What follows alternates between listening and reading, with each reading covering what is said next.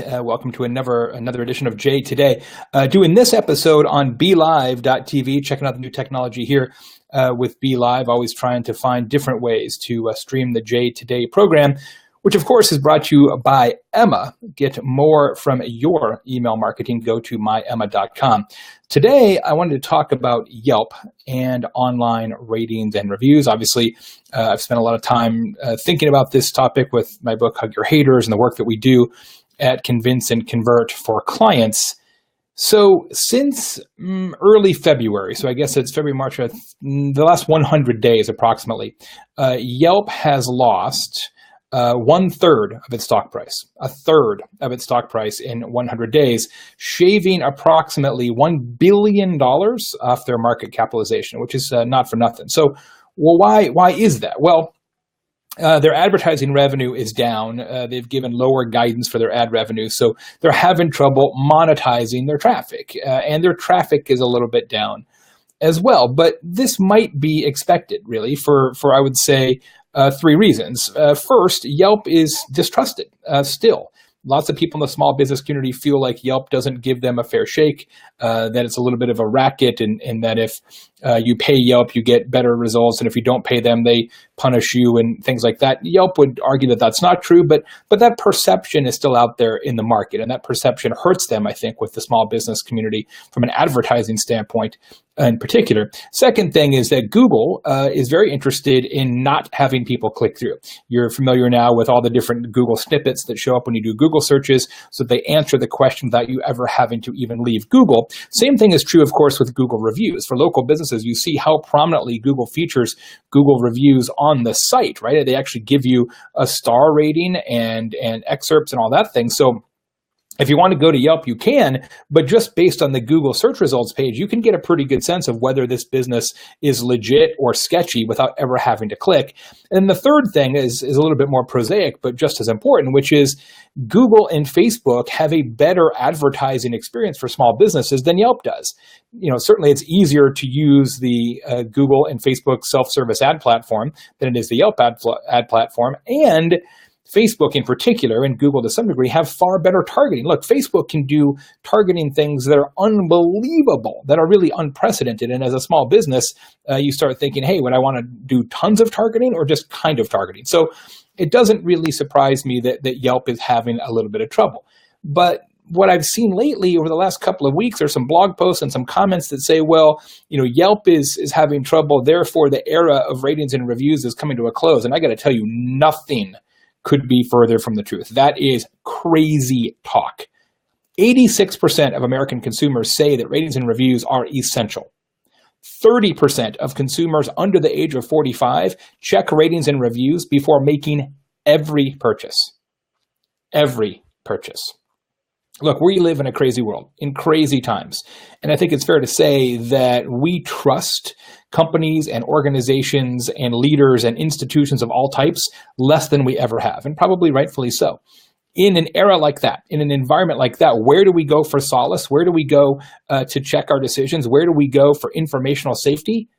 We go to one another. Ratings and reviews are more important than ever, not less important than ever, and that will continue to be the case. So what's changed isn't really reviews. It's not about reviews. It's about how reviews are created. So I want to talk for a second about the difference between first-party reviews and third-party reviews. So Yelp, TripAdvisor, all of those kind of sites are third-party review platforms. You go to that site and you leave a review. That site is not owned by the company that you're reviewing. They have no formal relationship with the company that you are reviewing. That's the way it's been for a long time. Most of the reviews business for many, many years has been third-party reviews based, but not so much anymore.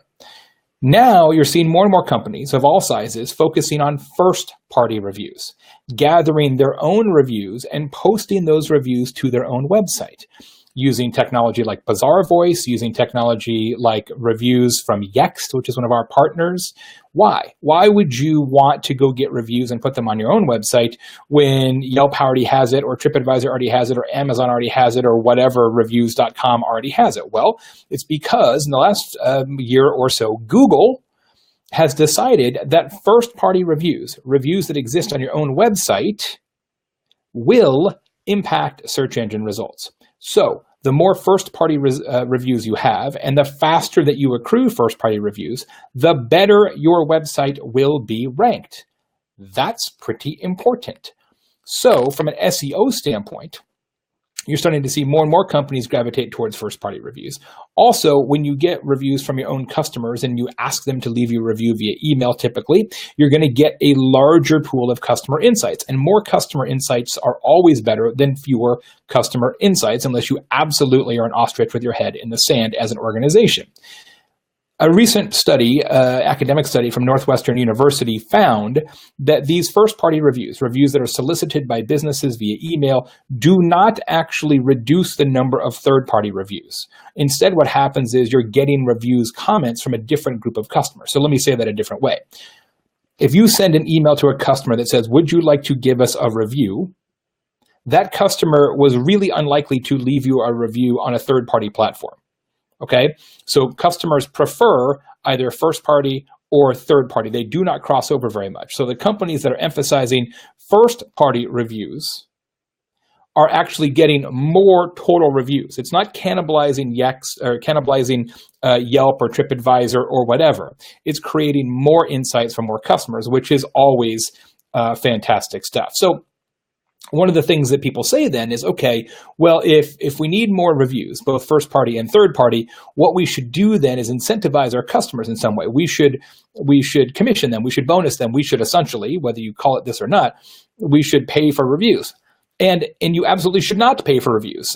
In fact, some recent research, which I don't think it's published yet, it'll be in the Journal of Marketing Science, found that when companies actually compensate customers for reviews, when they pay for reviews, guess what happens?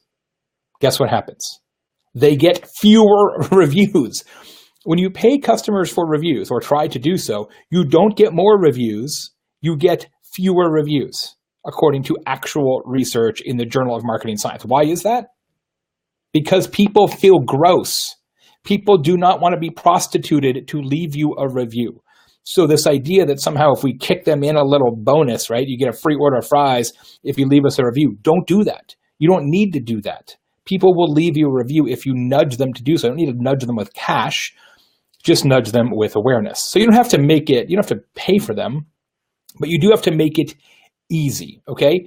First-party reviews are successful partially because it's easy. You send a customer an email after they transact with you and say, hey, it would be great if you could leave us a review. I did that with Hug Your Haters. We have well over 100 reviews of the book, partially because I emailed all the early buyers and said, hey, I would love it if you reviewed it on Amazon. If you make it easy, people will leave you a review. Frankly, reviews on Yelp are not that easy to leave because you got to have the app, you got to log in, all those kind of things. One of the reasons that I'm an advisor in the company Service Guru, which is serviceguru.com, is because it makes it super duper easy to leave reviews for businesses. You just grab your phone, you go to serviceguru.com, you don't even need an app, you just use mobile, and you can review a restaurant. Now, here's the interesting thing about Service Guru there. You don't actually review the restaurant, you review individual people who work at the restaurant. So you review the hostess and the waitress and the busboy and the bartender, et cetera, which I think is a really, really smart way to think about reviews in the restaurant business just in general, right? That individual people are the ones that are dictating your customer experience, not the restaurant collectively. So check that out if you haven't, serviceguru.com. So here's the thing, Yelp isn't easy, right? It's not easy to create a review on Yelp, and it's not easy to advertise on Yelp. Yelp's problem is not about ratings and reviews. Ratings and reviews are going to get more and more and more and more and more popular because the world is going to get more and more and more and more and more crazy and less trustworthy. Ratings and reviews are here to stay. Yelp may or may not be. And that's because, ironically, for a company that is supposed to be about improving customer experience, Yelp has never improved their own customer experience. And that's the issue. I got a couple minutes left for my next call, so if anybody has any questions, I will take them right now. Since we're on Be Live, I can take questions easier than I can on other ways that I've done Facebook Live. So if you've got some, shoot them out there. Otherwise, we will end the broadcast. Bella, thanks for being here. Love you so much. Matt, hey man, good to see you as well. Richard, fantastic to see you as always. Donna, thank you. So appreciate you guys tuning in to the broadcast. Again, as always, the Jay Today Show brought to you by my friends at Emma. Go to myemma.com. And if you haven't subscribed to the Jay Today Show, you can do that at jtoday.tv. That is the actual YouTube channel. And so then when these videos go on YouTube, you'll get a notification that way so you don't ever miss an episode. Thanks very much for tuning in. Hope you learned something today about ratings and reviews. I'll see you in a couple days.